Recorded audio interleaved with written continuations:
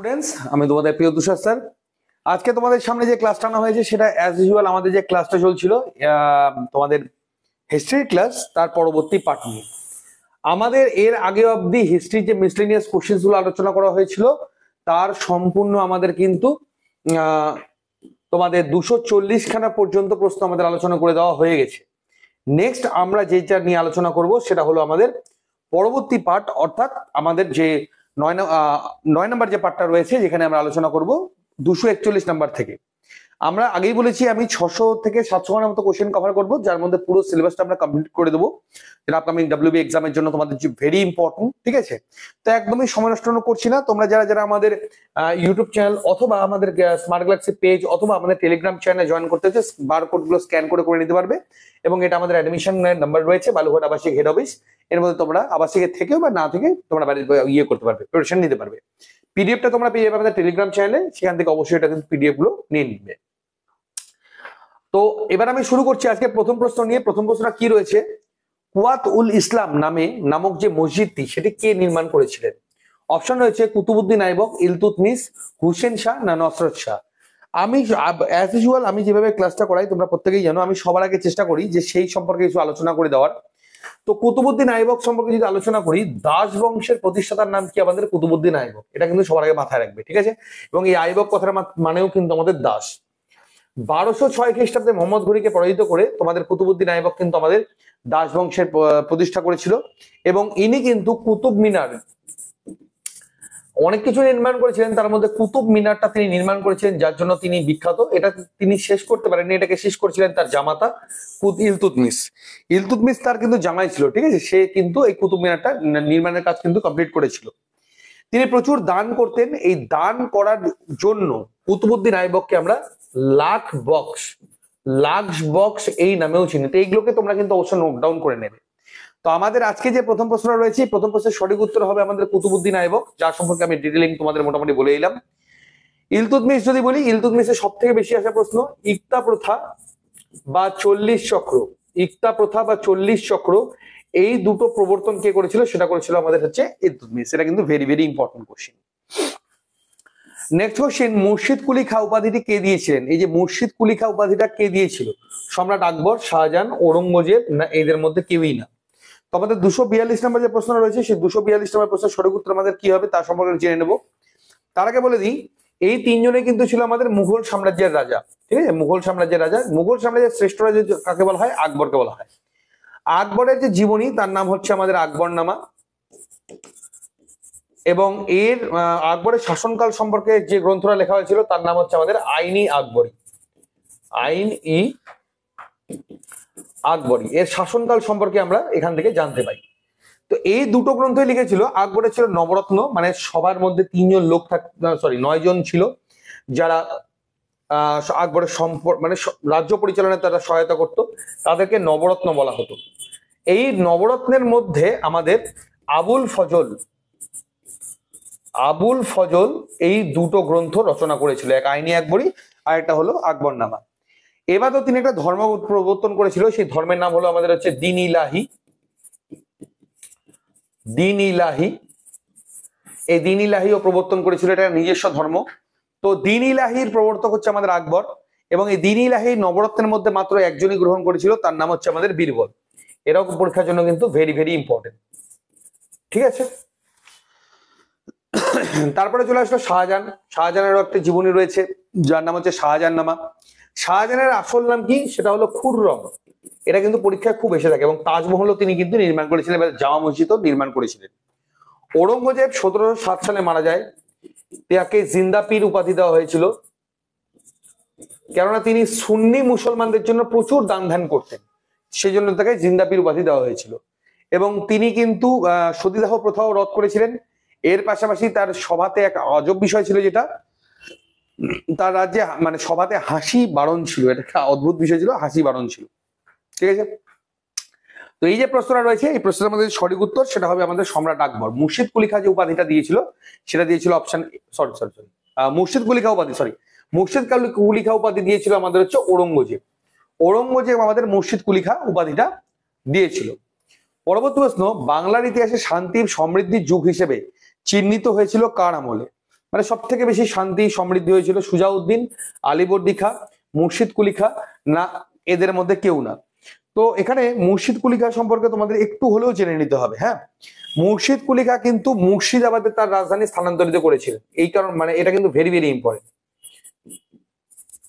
মুর্শিদাবাদে তার রাজধানী স্থানান্তর করেছিল, ঠিক আছে, তো এইটা কিন্তু ভেরি ইম্পর্টেন্ট। তো এখানে যে রাইট অ্যান্সারটা হবে সেটা হলো আমাদের হচ্ছে অপশন এ, সুজাউদ্দিন। সুজাউদ্দিনের যে সাম্রাজ্য সেটাকে হচ্ছে বাংলার ইতিহাসে সব থেকে শান্তি এবং সমৃদ্ধির যুগ হিসেবে কিন্তু চিহ্নিত করা হয়ে থাকে। ঠিক আছে, পরবর্তী প্রশ্নে যাওয়ার আগে অবশ্যই আমরা একটু কোচিং সেন্টার সম্পর্কে আমরা একটু জেনে নেব। স্মার্ট গ্যালাক্সি কোচিং সেন্টার সম্পর্কে যেটা আমাদের রিপ্রেজেন্ট করছে আজকের প্রশ্নগুলো, শুধুমাত্র কোশ্চেনই না, এই ধরনের যদি তোমরা স্টাডি মেটেরিয়াল যেগুলো আমাদের মানে কোচিং এ দেওয়া হয়ে থাকে, এ বাদে আমাদের প্রত্যেকটা সাবজেক্ট ওয়াইজ বুক, মানে তোমাদের যেমন এটা জিওগ্রাফি বুক, ঠিক আছে, তোমাদের এখানে রয়েছে WKP তোমাদের মক টেস্টের বই, ওকে, এবারেও তোমাদের যেগুলো রয়েছে আমাদের এখানে আরো অনেকগুলোই বই রয়েছে, যেমন ধরে নাও তোমাদের যদি SSC GD তোমরা বই নিতে চাও সেই বইগুলো, বা তোমাদের যে হিস্ট্রি বুক বা GNMN এর বই বা সাবজেক্ট ওয়াইজ যে কোনো বইয়ের লিঙ্ক তোমরা আমাদের যারা কোচিং এ ভর্তি হচ্ছে ওরা তো ফ্রিতে পেয়েই যাবে, আর যারা বাইরে থেকে প্রিপারেশন নিচ্ছ বা যারা মনে করছো আমাদের এখানে অ্যাডমিশন নেবে তারা তো পেয়েই যাবে, আর যারা বাইরে থেকে প্রিপারেশন নেবে ডেসক্রিপশন বক্সে লিঙ্ক দেওয়া রয়েছে। এবারেও আমি তোমাদেরকে অবশ্যই বলে রাখবো যারা এখান থেকে প্রিপারেশন নেবে তারা অবশ্যই আমাদের বালুঘাট হেড অফিসে ডাইরেক্ট কন্ট্যাক্ট করতে পারো, ঠিক আছে, এখানে কন্ট্যাক্ট নাম্বারটা রয়েছে 7384198320, এই নাম্বারে কন্ট্যাক্ট করে আমাদের সাথে যোগাযোগ করতে পারো। আমরা দীর্ঘ 8 বছর ধরে SSC GD, NM GNM, WP KP, food SI, PSC clerkship, combined, railways, এখানে অনেকগুলোই নাম দেওয়া নেই, সমস্ত প্রিপারেশন কিন্তু করিয়ে রয়েছি। আমাদের সাকসেস রেট কি আছে, যারা আমাদের স্মার্ট গ্যালাক্সি যদি আমাদের ফেসবুক পেজে চলে যাও সেখান থেকেও সম্পূর্ণ দেখে নিতে পারবে। এই পিডিএফটা আমাদের দেওয়া হয়ে থাকে টেলিগ্রাম চ্যানেলে, সম্পূর্ণ বিস্তারিত কিন্তু আমাদের এখানে আলোচনা রয়েছে, যে আমাদের কোর্স ফিস কি রয়েছে, তোমরা ফ্যাসিলিটিস কি পাবে, মাঠের ট্রেনিং এর ব্যবস্থা, ক্লাস ভিডিওস রেকর্ডেড আকারে থাকে, সম্পূর্ণ স্টাডি মেটেরিয়ালস, বই, মক টেস্ট, নোটস, OMR শিটের ক্লাস, আবাসিকের শিক্ষক, ইউটিউব চ্যানেল, অ্যাপ, সম্পূর্ণ ব্যবস্থাগুলো, ছেলেদের মেয়েদের কোর্স ফি সম্পূর্ণ এখানে দেওয়া রয়েছে। এগুলো টাইম টু টাইম চেঞ্জ হয়ে থাকে, তো তোমরা যখন ভিডিও দেখছো আমি তখনকার হিসেবে বলছি, ঠিক আছে। তারপরে আমাদের অনলাইন ক্লাসের যে ক্রাইটেরিয়া গুলো রয়েছে, কিভাবে তোমরা অনলাইন ক্লাস জয়েন করতে পারবে, সমস্ত ফেসিলিটিস কিন্তু দেওয়া রয়েছে। তো এইটা বাদেও তোমরা এই পিডিএফটা পেয়ে যাবে টেলিগ্রাম চ্যানেলে, জয়েন করে সেখানে তোমরা দেখে নিতে পারবে, এবং তা বাদেও আমাদের কিন্তু ক্লাসগুলো অবশ্যই শেয়ার করতে স্টুডেন্টস তোমরা ভুলো না, ঠিক আছে।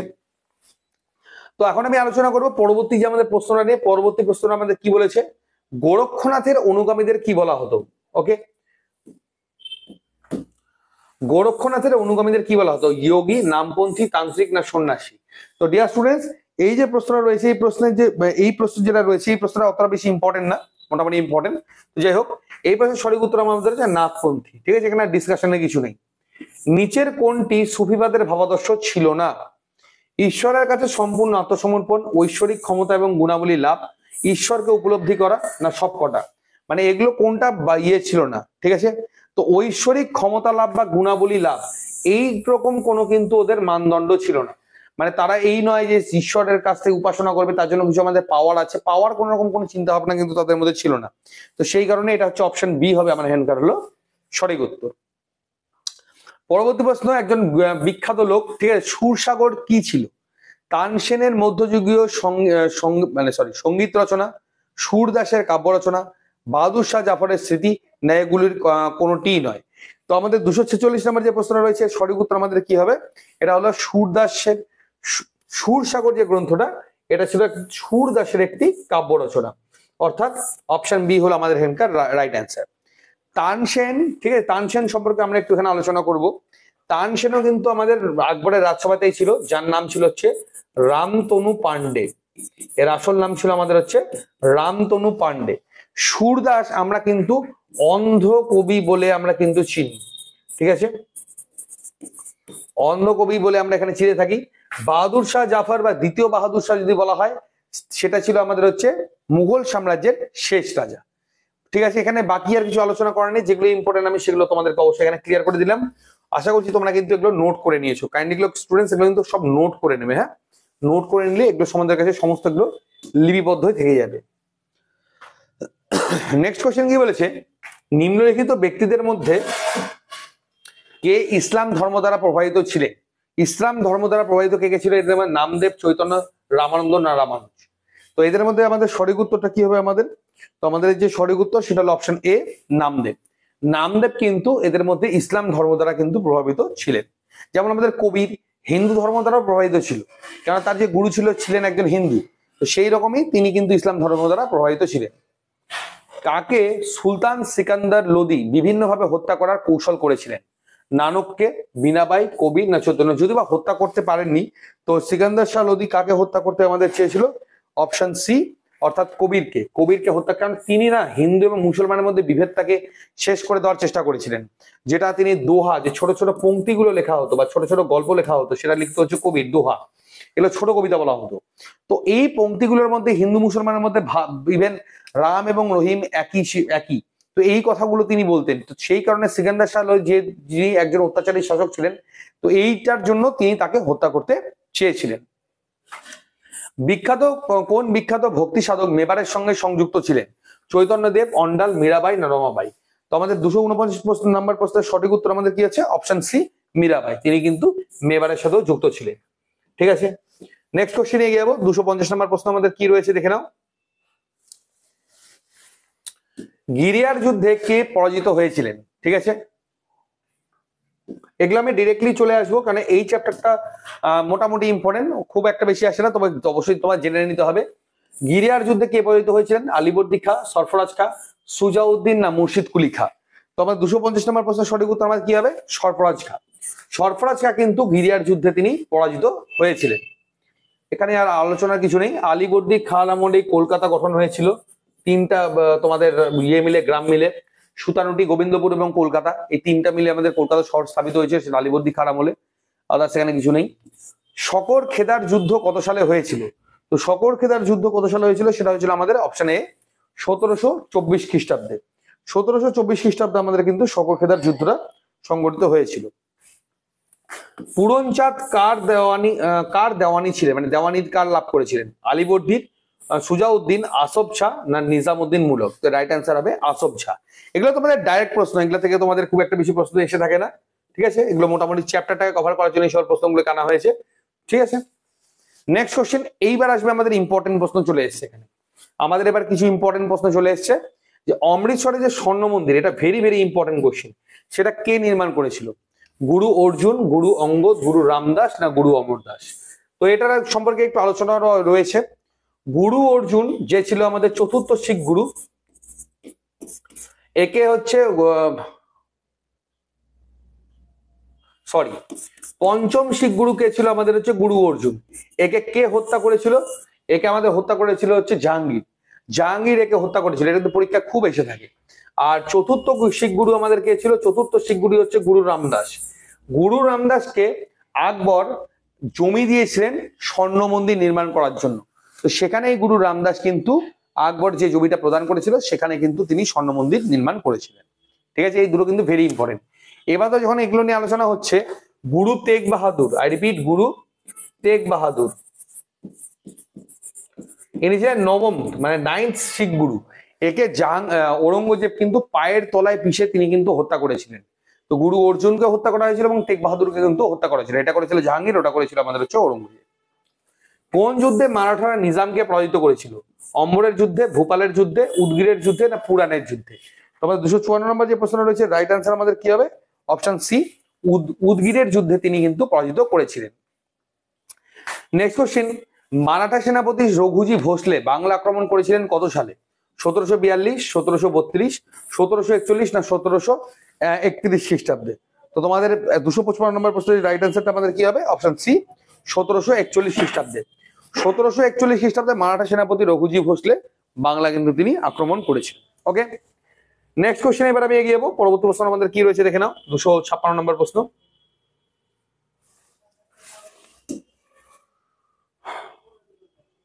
ওকে, সুলতান হওয়ার আগে ইলতুৎমিশ কোথাকার শাসন ছিল? সিরহিন্দ, আজমির, বদাউন না মুলতান? এই প্রশ্নের উত্তর দেওয়ার আগে তোমাদের ইলতুৎমিশ সম্পর্কে আমি অলরেডি বলে দিয়েছিলাম।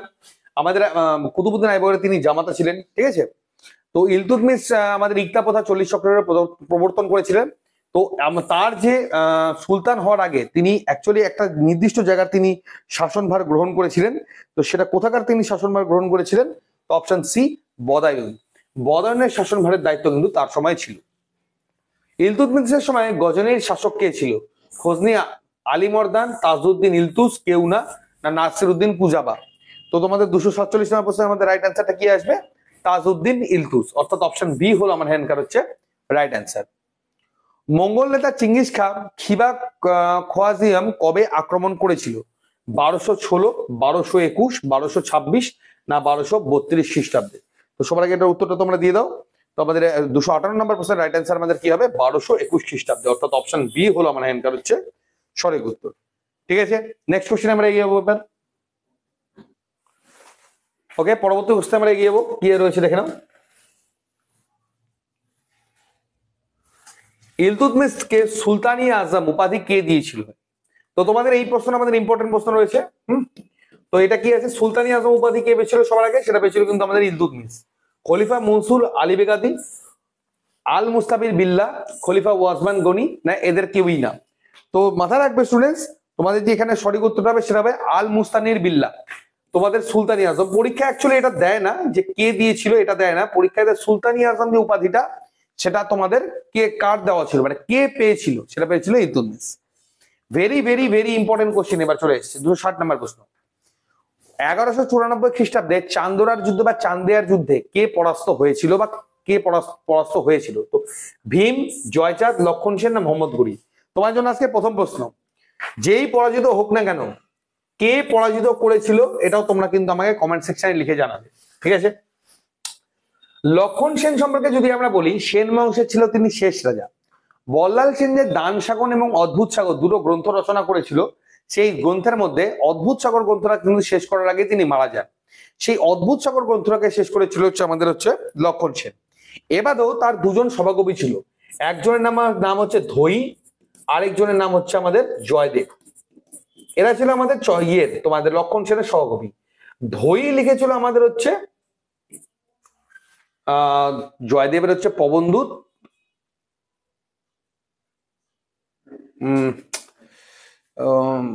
নামটাই তো মনে পড়ছে না স্টুডেন্ট, যাই হোক ওখানে এই মুহূর্তে মনে পড়ছে না। জয়দেবের যে লেখা গ্রন্থটা ছিল তার নাম ছিল হচ্ছে পবনদূত। ধৈয়ের লেখা গ্রন্থটা এই মুহূর্তে আমার মনেই পড়ছে না, যাই হোক পরে মনে পড়লে আমি তোমাদেরকে বলে দিচ্ছি। আর মোহাম্মদ ঘুরি যে শুধুমাত্র ভারতে যে অ্যাটাক করেছিল, ঠিক আছে, ভারতে অ্যাটাক করেছিল শুধুমাত্র লুণ্ঠনের জন্য, আদার্স কোনো বিষয়ই ছিল না। আজকের সেকেন্ড প্রশ্ন তোমাদের জন্য, মোহাম্মদ, এটা কিন্তু এর আগের দিনও বলে দিয়েছিলাম আমি, মোহাম্মদ ঘুরি কত সালে ভারত আক্রমণ করেছিল? এটা তোমরা আমাকে কমেন্ট সেকশনে লিখে জানাবে। ধৈয়ের লেখা গ্রন্থটা এই মুহূর্তে আমার মাথায় আসছে না।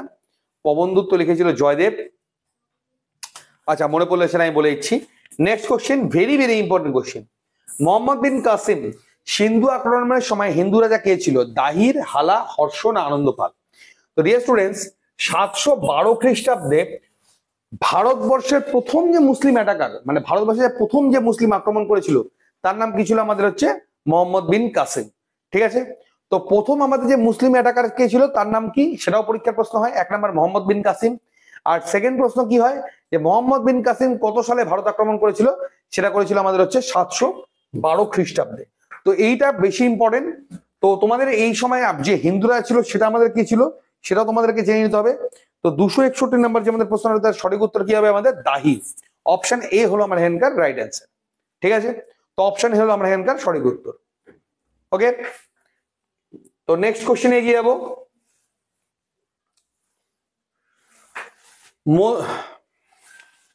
মজুদ্দিন বিন সাম কি নামে পরিচিত ছিল?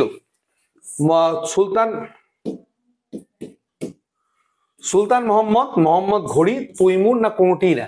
তো অ্যাকচুয়ালি কার আসল নাম এখানে জানতে চাওয়া হয়েছে? ঠিক আছে, আমাদের এখানে জানতে চাওয়া হয়েছে যে এখানে আসল নামটা আমার এখানে জানতে চাওয়া হয়েছে। আমি আশা করি ক্লিয়ার করতে পেরেছি। তো মজুদ্দিন মোহাম্মদ বিন সাম কার আসল নাম? সেটা হলো আমাদের হচ্ছে মোহাম্মদ ঘুরি। মোহাম্মদ ঘুরির আসল নাম হচ্ছে মজুদ্দিন মোহাম্মদ বিন সাম। পরীক্ষার ভেরি ভেরি ইম্পর্টেন্ট একটা প্রশ্ন, তৈমুর লং কত সালে ভারত আক্রমণ করেছিল? Very very important question. Timur Lang কত সালে ভারত আক্রমণ করেছিল? তো তোমাদের জন্য আজকে এটা প্রথম, আবার 3 নম্বর প্রশ্ন আমার দেওয়া থাকলো। এটাও কিন্তু পরীক্ষার জন্য স্টুডেন্টস ভেরি ইম্পর্টেন্ট, এবং এর আগেও কিন্তু আমি এই প্রশ্নের অলরেডি উত্তর দিয়ে দিয়েছি। ঠিক আছে, তৈমুর লং কত সালে ভারত আক্রমণ করেছিল সেটা তোমরা আমাকে অবশ্যই ডেসক্রিপশন বক্সে জানাবে। নেক্সট কোশ্চেনে এগিয়ে যাবো। পার্সিক কবি ফিরদৌসী যিনি শাহনামা রচনা করেছিলেন তিনি কোন সম্রাটের রাজসভার সঙ্গে সংযুক্ত ছিল? সুলতান মাহমুদ, মোহাম্মদ ঘুরি, শাহ থমাস, না কোনোটিই না? তো তোমাদের যে 263 নম্বর প্রশ্নটা রয়েছে তার সঠিক উত্তর কি হবে? সুলতান মাহমুদ। সুলতান মাহমুদ তুমি কিন্তু তোমার হচ্ছে শাহনামা যে গ্রন্থটা সেটা কিন্তু সরি সুলতান মাহমুদের রাজসভায় কে ছিল? সুলতান মাহমুদের রাজসভায় ছিল ফিরদৌসী, ঠিক আছে। এবং পরীক্ষার প্রশ্নে অ্যাকচুয়ালি এটার থেকেও বেশি ইম্পর্টেন্ট এটা আসে যে শাহনামা গ্রন্থটা কে রচনা করেছিল? সেটা করেছিল ফিরদৌসী, এবং সেটা কার উপরে রচনা করেছিল? সেটা করেছিল সুলতান মাহমুদের উপরে, ঠিক আছে। ভেরি ভেরি ইম্পর্টেন্ট একটা প্রশ্ন, কি বলেছে? তাবাকাত ই নাসিরি বইটা রচয়িতাকে? ইবন বতুতা, মিনাজুল সিরাজ, ইসলামী, না জিয়াউদ্দিন বরনি? তো ডিয়ার স্টুডেন্টস, এখানে ইবন বতুতা কিন্তু ভেরি ইম্পর্টেন্ট। মরক্কোর একজন পর্যটক ছিলেন তিনি। পরীক্ষার প্রশ্ন এটা আছে যে ইবন বতুতা কার রাজত্বকালে ভারতে এসেছিলেন? তো স্টুডেন্টস অবশ্যই মনে রাখবে, পাগল রাজা বা পাগলা রাজা কাকে বলা হয় আমাদের? মোহাম্মদ বিন তুগলক। এই মোহাম্মদ বিন তুগলকের আমলে এসেছিল হচ্ছে আমাদের ইবন বতুতা, ঠিক আছে। এবং আমরা ইবন বতুতার লেখা গ্রন্থ থেকে, যে তুগলকনামা গ্রন্থ থেকে কিন্তু আমরা মোহাম্মদ বিন তুগলক সম্পর্কে আমরা কিন্তু জানতে পারি, ঠিক আছে। মিনাজুল সিরাজ অতটা ইম্পর্টেন্ট না। জিয়াউদ্দিন বরনি, ফিরদৌসী আমরা একটু আগেই জানলাম। তো এই সকল এগুলো অত লাগবে না, তোমাদের যেটা ইম্পর্টেন্ট সেই সম্পর্কে আমরা অলরেডি এখানে কিন্তু ডিসকাস করে দিয়েছি, ক্লিয়ার? নেক্সট কোশ্চেন কি রয়েছে দেখে নাও, পরবর্তী প্রশ্ন কি রয়েছে।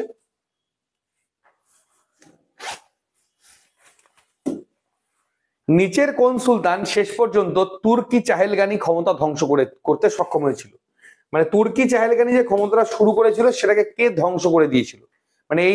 মানে অ্যাকচুয়ালি না, এই গল্পটা এখানে কি রয়েছে, এখানে অভিজাতদের একটা আলাদা করে ক্ষমতা ভোগ করতো, অভিজাতরা একটা আলাদা করে ক্ষমতা ভোগ করত, সেই ক্ষমতার না সম্পূর্ণরূপে অবসান করানো হয়েছিল, ক্লিয়ার? তো এই যে বিষয়টা, এই বিষয়টা আমাদের কে এখানে চালু করেছিল সেটা তোমাদের কিন্তু অবশ্যই জানতে হবে। তো আমাদের 265 নম্বর প্রশ্নের সঠিক উত্তর আমাদের কি রয়েছে সেটা আগে জানার আগে একটু আলোচনা করে নেব আমরা। ইলতুৎমিশ সম্পর্কে আমরা অলরেডি বলে দিয়েছি।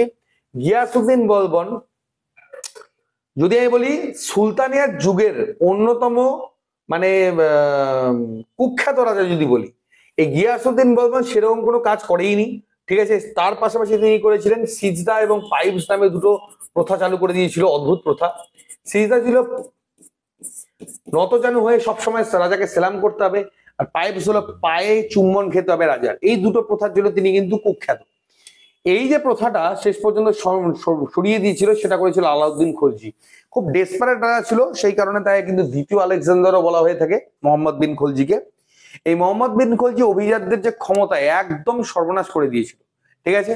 আর মোহাম্মদ বিন তুগলক যদি আমি বলি, একটু আগেই বললাম ইবন বতুতা রাজত্বকালে হয়েছিল। তুগলকনামা গ্রন্থ থেকে আমরা তার সম্পর্কে অনেক কিছুই জানতে পারি, এবং তুগলক বংশের সব থেকে বড় যে বিস্তৃতি বা ব্যাপকতা লাভ করেছিল সেটা কিন্তু তার আমলে। তিনি খুব বড় বড় ভুল সিদ্ধান্ত নিয়েছিলেন, তার জন্য তাই কিন্তু পাগল রাজা হিসেবেও বলা হয়ে থাকে।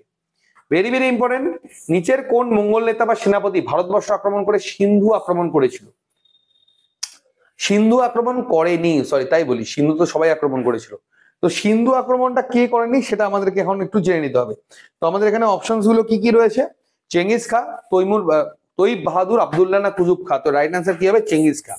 অধর এইটুকু একটা ছোট্ট হাইটের একজন লোক ছিলেন, কিন্তু খুব চালাক গোছের তিনি লোক ছিলেন। মঙ্গল নেতা ছিলেন চেঙ্গিস খা, শুধুমাত্র ভারতটা অ্যাটাক করেছিল লুটপাটের জন্য, আদার্স কোনো কারণ ছিল না।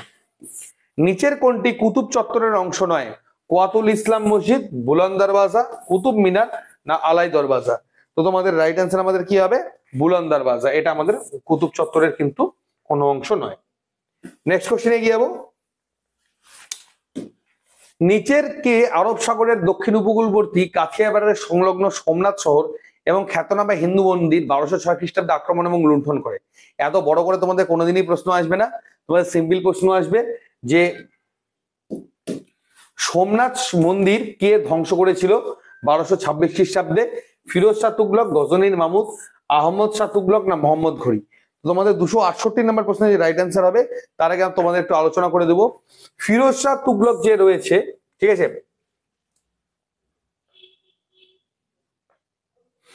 আচ্ছা, যদি আমি বলি একে হচ্ছে সুলতানি যুগের আকবর বলা হয়ে থাকে।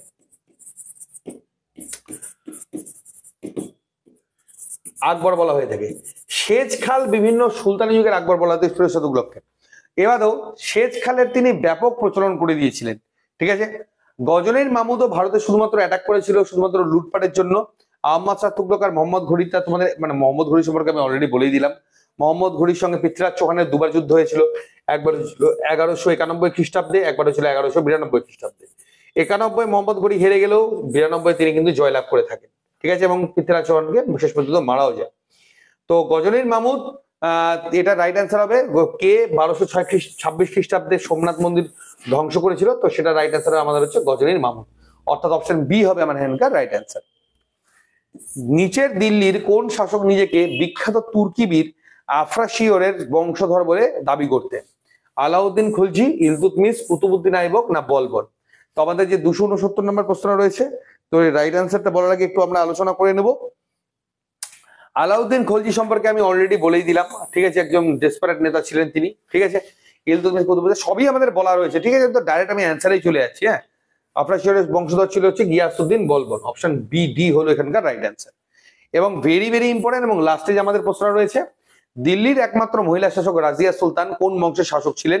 সেটা তোমাদের জানার খুব একটা দরকারই নেই, এখানে যেটা আছে সেটা রাইট অ্যান্সার মামেলুক বংশ। বাট সব থেকে বেশি ইম্পর্টেন্ট প্রশ্ন, একমাত্র মহিলা সুলতান সুলতানি যুগের কে ছিলেন? এটা তোমাদের ডাইরেক্ট প্রশ্ন আসে, তো সেটা রাইট অ্যান্সার হবে আমাদের হচ্ছে সুলতানা রাজিয়া।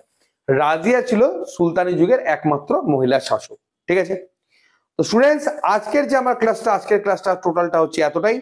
তোমাদের সমস্ত ইম্পর্টেন্ট যে কোশ্চেন্স গুলো সেগুলো সম্পূর্ণটা এখানে ভরে রয়েছে।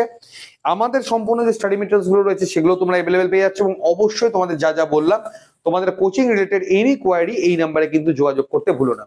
সমস্ত ডিটেলস এখানে দেওয়া রয়েছে, এবং সমস্ত প্রিপারেশন কিন্তু ওখানে কমপ্লিট করে দেওয়া হবে তোমাদের, সে যে কোনো প্রিপারেশন হোক না কেন। ওকে, তো স্টুডেন্টস আজকের মতো ক্লাসটা এতটাই। পরবর্তী ক্লাসটা তোমার সাথে খুব শীঘ্রই দেখা হচ্ছে কালকে পুনরায়, এবং ম্যাথের ক্লাসটা আমি চেষ্টা করছি কালকে থেকে তোমাদের শুরু করে দেওয়ার। তো আজকের মতো এতটাই, নমস্কার।